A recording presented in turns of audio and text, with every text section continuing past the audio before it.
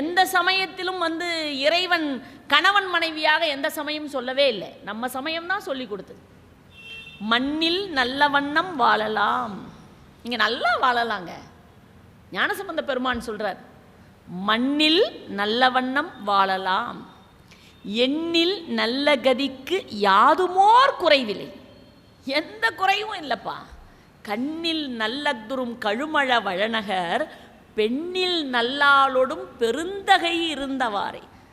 கணவன் மனைவியாக இறைவனே காட்சி தருகிறார். நீ கணவன் மனைவியா இல்லற வாழ்க்கை நடத்து. தம்பதி சமேதராக குடும்பமாக காட்சி தருகிறார். நீயும் குடும்பமாக இரு, ஆனால் அறத்தோடு இரு. இந்த அறத்தின் அடிப்படையில் தான் பொருள் வர வேண்டும். அறமும் பொருளும் சார்ந்துதான் இன்பம் இருக்க வேண்டும் என்பதனால் தான் அறத்துப்பால், பொருட்பால், காமத்துப்பால். ஆனால் இந்த அரசன் சிற்றின்ப வேட்கை குடையவனாக சீவக சிந்தாமணியை மட்டுமே எடுத்து வைத்துக் கொண்டிருக்கிறான் என்று தெரிந்தவுடன் அருள்மொழித்தேவர் போய் அவரிடத்துல பேசினார். அரசே, நீங்கள் இந்த சீவக சிந்தாமணி என்கின்ற நூலை படிப்பது தவறில்லை.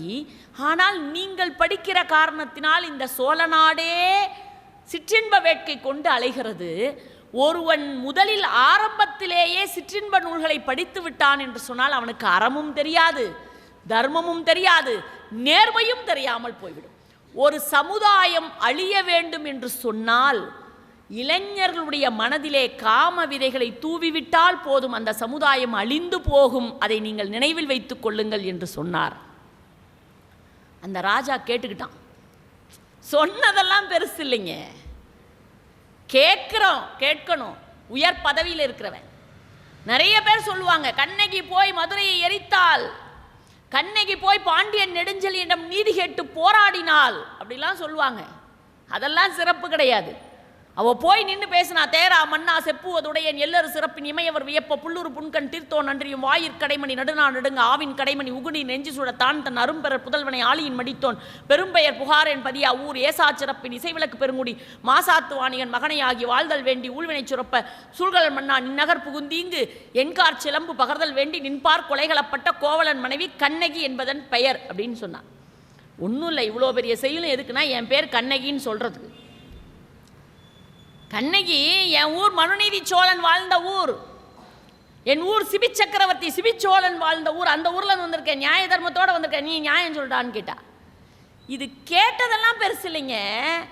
அவள் சொன்னதை பாண்டியன் நெடுஞ்செழியன் காது கொடுத்து கேட்டான் பாருங்க, அதுதான் பெருசு. ஒருவேளை பாண்டியன் நெடுஞ்செழியன் அழுதுகிட்டு ஒரு பொண்ணு வந்துன்னு இருக்கா, அங்கேயே அவ புருஷனை வெட்டின மாதிரி அவளையும் வெட்டுனா என்ன பண்ண முடியும்? ஒருவன் நீதி கேட்டால் அந்த உயர் பதவியில் இருக்கிறவர்கள் கேட்கின்ற நீதி சரியா என்று காது கொடுத்து கேட்கணுங்க. காது கொடுத்து என்ன பண்ணணும்? கேட்கணும். சீதை ஏன் போராடினால் தெரியுமா? ராவணன் கேட்கல. கண்ணகி ஏன் வெற்றி பெற்றால் தெரியுமா? பாண்டியன் நெடுஞ்செழியன் கேட்டான். இப்போ அனபாய சோழன் கேட்டான், நான் தவறு செய்கிறேன், முதலமைச்சரே நீங்கள் செயற்கரும் செயல் செய்து விட்டீர்கள், என்னை மன்னித்து விடுங்கள், நான் இனிமேல் அந்த நூல் படிக்க மாட்டேன். சரி, நான் படிக்கத்தக்க நல்ல நூலை நீங்கள் சொல்லுங்கள்.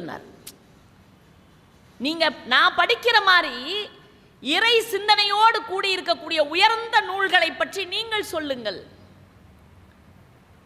உடனே அருள்மொழித்தேவர் சேக்கிலார் என்ன சொன்னார்? சுந்தரமூர்த்தி நாயனார் எழுதியிருக்கக்கூடிய திருத்தொண்ட தொகை என்று சொல்லக்கூடிய அந்த நூலை பற்றி 12-11 பாட்டு. தில்லைவாழ் அந்தரதம் அடியார்க்கும் அடியேன், திருநீலகண்டத்து குயவனார்க்கும் அடியேன், இல்லையே எனாத இயற்பகையார்க்கும் அடியேன் அந்த பாட்டு. அந்த 11 பாட்டையும் சொல்லி அந்த 11 பாட்டிலும் இருக்கக்கூடிய 63 நாயன்மார்களுடைய வரலாற்றையும் சொன்னார். அது மட்டுமல்ல, நம்பியாண்டார் நம்பி என்று ஒருவர் இருந்தார், பிராமண குலத்தை சார்ந்தவர். இந்த நம்பியாண்டார் நம்பி ஒரு நூல் எழுதினார், திருத்தொண்ட திருவந்தாதின்னு பேர். அதுவும் இதை பற்றியே தான், நாயன்மார்களை பற்றிய வரலாற்றை சொல்கின்ற ஒரு நூல். அந்த நூலை பற்றியும் சொன்னார். ஏன்னா அவர் தான் அந்த நம்பியாண்டார் நம்பி யாருன்னு நீங்கள் தெரிஞ்சுக்கணும். அவர் பொல்லா பிள்ளையார்னு ஒரு பிள்ளையார். அவர் பிராமண குலத்தை சார்ந்தவர் இல்லைங்களா. அவங்க அப்பா கோயில் அர்ச்சகர். ஒரு நாள் விநாயக பெருமானுக்கு நைவேத்தியம் செய்யறதுக்காக எனக்கு போக நேரம் இல்லை, வேலையாக இருக்கேன், நீ போயிட்டு வாடா மகனேன்னு நம்பியாண்டார் நம்பி அனுப்புனார். இந்த நம்பியாண்டார் நம்பி பொங்கல் பிரசாதத்தை எடுத்துக்கிட்டு நேராக போய் பொல்லா பிள்ளையார்கிட்ட வச்சு கும்பிட்டார். பிள்ளையாரப்பா நீ ஏற்றுக்கோன்னு நைவேத்தியெல்லாம் பண்ணார். பண்ணிட்டு உக்காந்துக்கிட்டே இருந்தார். எதுக்கு உக்காந்துட்டு இருந்தார்? பிள்ளையார் சாப்பிடுவார். நாமெல்லாம் படசல் போடுறோமே, சாமி சாப்பிடுவோம்னா படசல் போடுறோம், சாப்பிட்டா நம்மளெல்லாம் தாங்க முடியுமா? ஆனால் அவர் சிறியவர் இல்லையா? பொல்லா பிள்ளையார் இடத்துல படசல் போட்டுட்டு உட்காந்துருந்தார். பிள்ளையார் சாப்பிட மாட்டேங்கிறார். பிள்ளையாரப்பா ஏன் சாப்பிட மாட்டேங்கிற? எங்கள் அப்பா தினமும் நெய்வேத்தியம் பண்ணிட்டேன்னு தானே வீட்டுக்கு வருவார், என்னால் இன்னைக்கு நைவேத்தியம் பண்ணிட்டு நான் எப்படிப்பா வீட்டுக்கு போகிறது? நீ சாப்பிட்டா தானேப்பா நான் போக முடியும், நீ சாப்பிடுப்பா சீக்கிரமா என்று கெஞ்சி கெஞ்சி பார்த்தார். சாப்பிடலன்னு அந்த பிள்ளையாருடைய தலையிலேயே போய் தலையை முட்டிக்கிட்டேன். நீ சாப்பிடலைன்னா நான் உயிரோடு போக மாட்டேன், ஏன் நான் படைச்சதை மட்டும் நீ ஏன் சாப்பிட மாட்டேங்கிற? உடனே அந்த பொல்லா பிள்ளையார் அந்த குழந்தைக்காக வேண்டி அந்த உணவை எடுத்து சாப்பிட்டார். அவ்வளவு உயர்ந்த கொள்கை உடையவர் யாருன்னு சொன்னால் அந்த நம்பியாண்டார் நம்பி. இவர் தான் என்ன செய்தார்னா, அந்த பொல்லா பிள்ளையார் தான் சொன்னார். ராஜராஜ சோழன் கேட்டான், நம்முடைய திருமுறைகள்லாம் எங்கே இருக்கிறது? நம்பியாண்டார் நம்பி சில தேவார திருவாசக பாடல்கள் அவருக்கு தெரிந்த சில பாடல்களை பாடணும்னு ராஜராஜ சோழன், அவன்தான் திருமுறை கண்ட சோழன், அவன் என்ன செய்தான்? நம்பியாண்டார் நம்பிக்கிட்ட கேட்டான், இன்னும் இந்த பாட்டெல்லாம் எங்கப்பா இருக்கு? நம்பியாண்டார் நம்பி சொன்னார், தில்லையம்பதியிலே இருக்கிறது, 2ஆம் பிரகாரத்தில் இருக்கிறது. அங்கே போய் கேட்டால் அங்கே தில்லைவாழ் அந்தணர்கள் தர மறுத்து விட்டார்கள், கொடுக்க முடியாதுன்ட்டாங்க. ஏன்பா கொடுக்க முடியாது? 4 பேர் வந்தாதான் கொடுப்பேன். நாங்கள் 4 பேர் வரணும். யார் அந்த 4 பேர்? திருஞான சம்பந்தர், திருநாவுக்கரசர், சுந்தரமூர்த்தி நாயனார், மாணிக்கவாசகர். இந்த 4 வந்தால்தான் தேவாரமும் திருவாசக பதிகங்கள்லாம் கிடைக்கும்னு சொன்னாங்க. இந்த 4 எப்படி அழைச்சிட்டு வர்றது? இந்த 4 திரு விக்கிரகங்களை எடுத்துக்கொண்டு ராஜராஜ சோழன் போனான். அவர்கள் கேட்டார்கள், சிலையைத்தானே கொண்டு வந்திருக்கிறீர்கள், இறைவனை நான் அவர்களைத்தானே அழைத்து வர சொன்னேன்.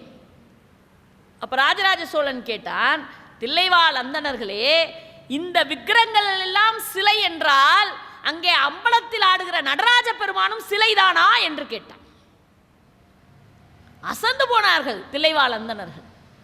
உடனே கதவை திறந்து விட்டார்கள். அதில் பல்லாயிரக்கணக்கான ஏடுகள், நம்ப மாட்டீர்கள் நண்பர்களே, பல்லாயிரக்கணக்கான ஏடுகள் செல்லரித்து போய்விட்டது. மீதி இருந்ததுதான் நமக்கு கிடைத்திருக்கிற தேவாரமும் திருவாசகம். அத்தனையும் கிடைத்திருந்தால் நம் சொத்துக்கு அளவே இல்லை. இப்பயே நம்ம சொத்தை பற்றி நமக்கு தெரியாது, அது வேற விஷயம்.